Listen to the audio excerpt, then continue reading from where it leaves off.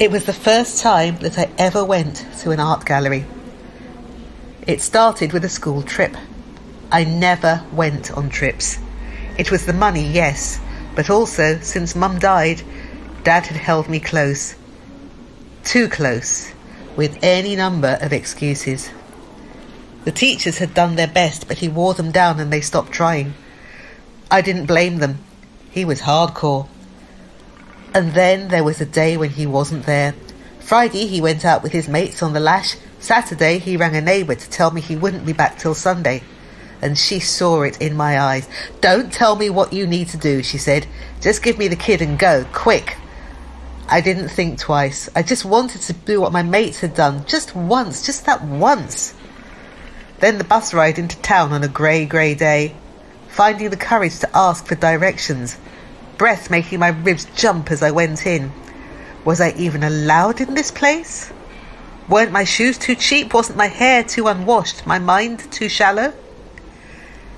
I went to the ladies. Adjusted my top. A really crap one, but it hid the bruises. Did my best with hair and makeup. Ponytail and smoky eyes. Went into the first room and had a revelation like a thunderclap. And now, all these years later, I'm back. And now I'm repairing my makeup because the memory has played hell with my mascara. I check my hair, I shake myself, rejoin the hovering escort from the PR firm. Smile. Ready? A soft, lilting, professional voice. Yes, ready. She presses the lift button. We get out at the 5th floor. The usual cameras and noise. I go to the podium. Prepare to speak.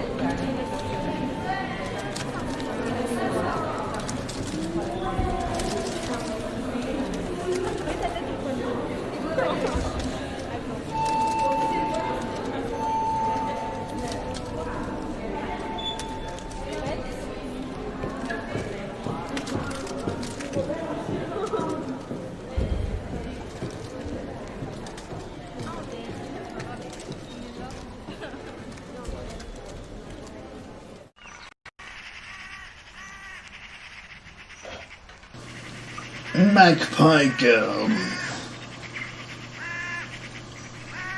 This time it will be so different.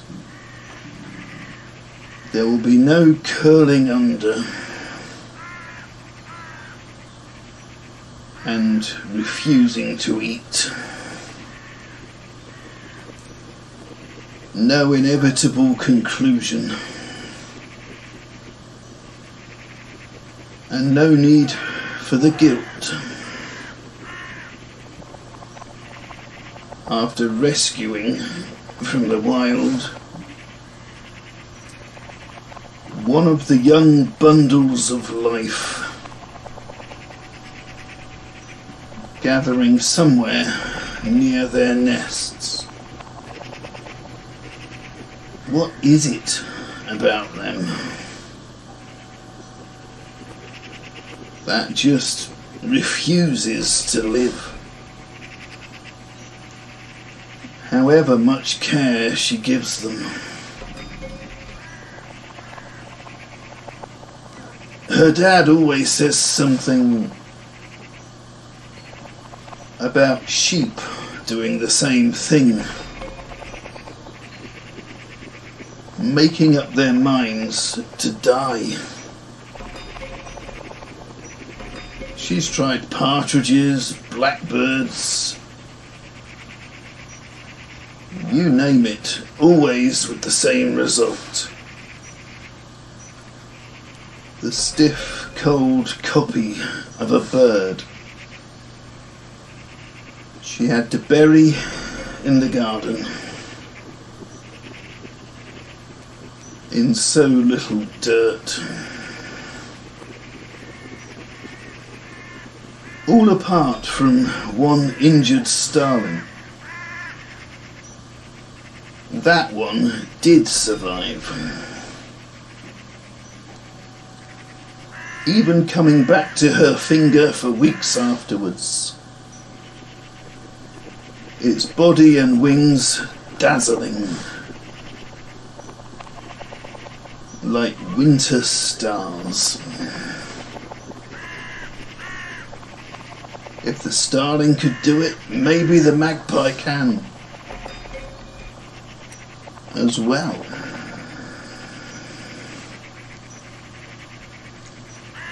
Not only is the magpie old enough and strong enough to last, it's also used to people. That much is obvious from the time that the boy, a few doors down,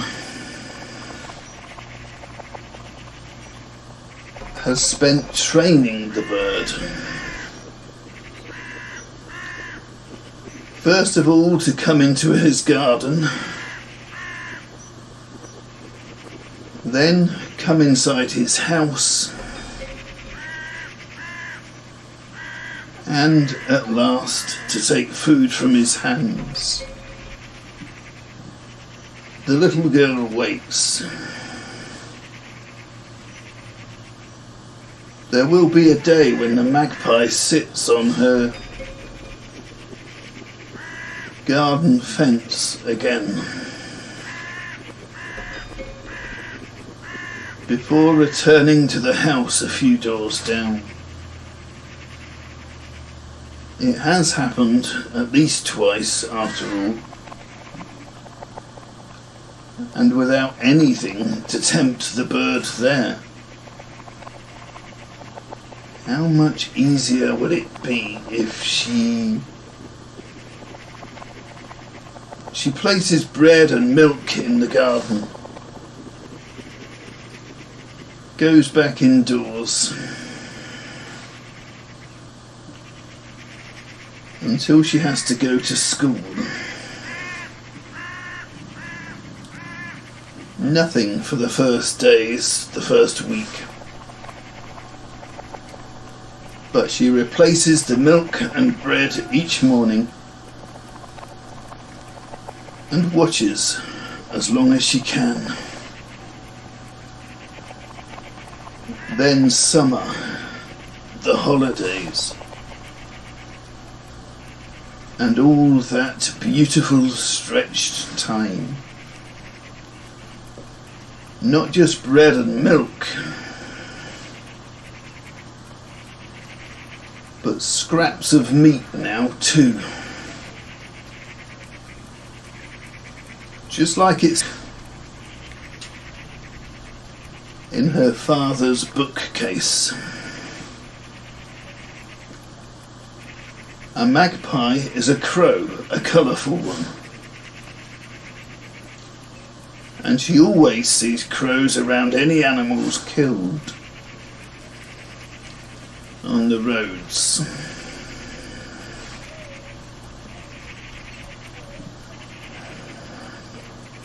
It happens.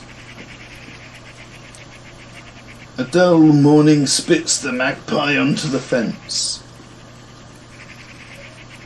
After a few seconds cocking its head on one side, then the other, the bird, her bird, hops onto the patio stones, gobbles the bread and meat, dabs at the milk. With the offerings a few yards closer, the following morning the bird returns, dropping straight down, any sign of nerves gone. How then to coax him? She has decided it must be him. Into the house. Either by the window or the back door. How to do it without her mother and her father noticing. For now, at least. Perhaps another week of gifts. Bringing the Magpie closer and closer to the back door. The kitchen. And then more gifts. Left out on the kitchen floor or the windowsill. The week passes without a hitch. Despite that one morning when the girl has to go to the dentist instead. And there is no milk or bread. Day 7, and she chooses the windowsill. Leaving the window open. And placing a little extra milk on the kitchen table. Along with the glitter of a milk bottle top. Sitting perfectly still at the far end of the kitchen, the girl knows that after today, nothing can ever be the same. She will always feel the acid bite in her chest. Hear her own blood rush. Every time the Magpie crosses her mind. Or appears as another of its kind. Among the tree jostle of parks and roadsides. The familiar stoop and cocked beak. Tweezer through the windowsill's offerings. Before settling at the table. Jabbing at the milk bottle top. And flying clean through the open window. With the prize. 2 weeks on. And he is hers. Part of her sleeping and waking. Her rhythm coming to hand. To take his fill. Never more than a glance away from her. Following from room to room. Waiting outside on the fence.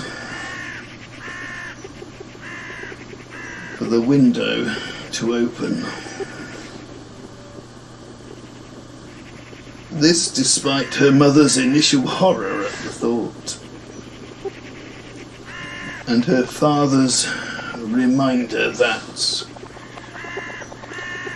perhaps a bird like that would be happier in the wild. Both soften. If not entirely believing the girl's answers. that the bird has lost its mother and has nowhere else to go. One night, that's all. Her mother makes her promise. When the girl asks if the magpie can stay, happy for the most part to perch on the armchair beside the girl,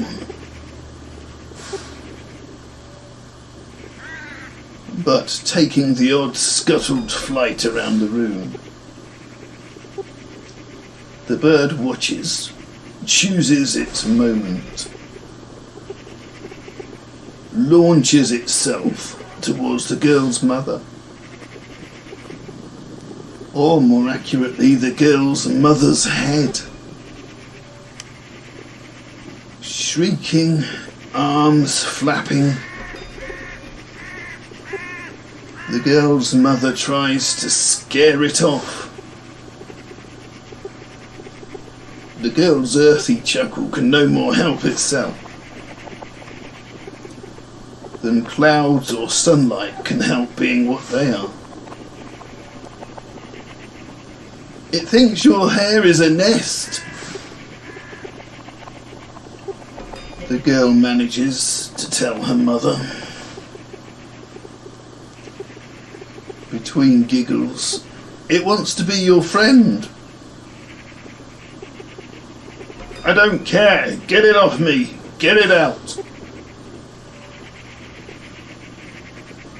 But the more the mother panics, the more the magpie's claws get tangled, knotted up in the mass of curls. The screams get louder, coming from the bird now as well. Feathers shining like wet tar scatter in spirals. The girl's father tries to help, reaching out towards the bird. The bird pecks at his hand, drawing blood, and causing him to back away, wrapping his fingers in his shirt. Only when the girl approaches did the magpie settle, fixing its black gaze on her and allowing her clever fingers to unravel him from the mesh of hair. Having been recaptured and escorted to the kitchen and ordered out, the magpie leaps from the girl's hand back into flight and its other world. The girl feels the joy and sorrow of it rolling down her cheek as a single hot tear. If her mother hadn't made such a fuss, if she hadn't scared the bird, he'd still be here. For the best, apparently. Or at least according to the girl's parents. Not that it stops the girl watching from the kitchen every morning, tracing flight paths between perching posts. Sometimes when she's outside, the girl could swear that the magpie is there, observing, studying, half expecting more food. She guards her secret, cherishes both the sensation and the thought. She will never forgive her mother, never. For weeks she won't talk to her mother, won't even look at her. Going back inside the house whenever her mother comes out, to tend and pluck the garden. The silence grows, feeding off itself. The house succumbs to an awkward calm. The girl, her mother, and her father drift between their own routines. The girl goes for long walks most days, sometimes coming back only when it's dark. Her mother carries on, prunes and clips, tries to heal the division. Her father tries to tell his daughter again, there will be other pets, other lives to which she can make a difference. Back home early this afternoon, from the walk in the woods, and for no reason that she can really explain, the girl pours herself a glass of milk, chooses a quiet corner and a book, buzzing with nature. The Magpie page falls open, catches in the sunlight.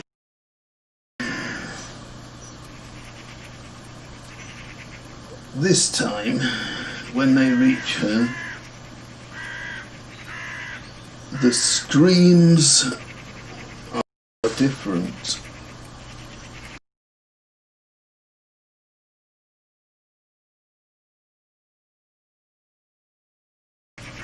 The girl runs out into the garden, sees her mother with her hands raised to her face, blood soaking her skin.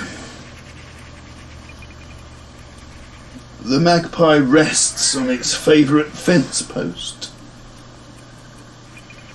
juggling with an eye and an optic nerve.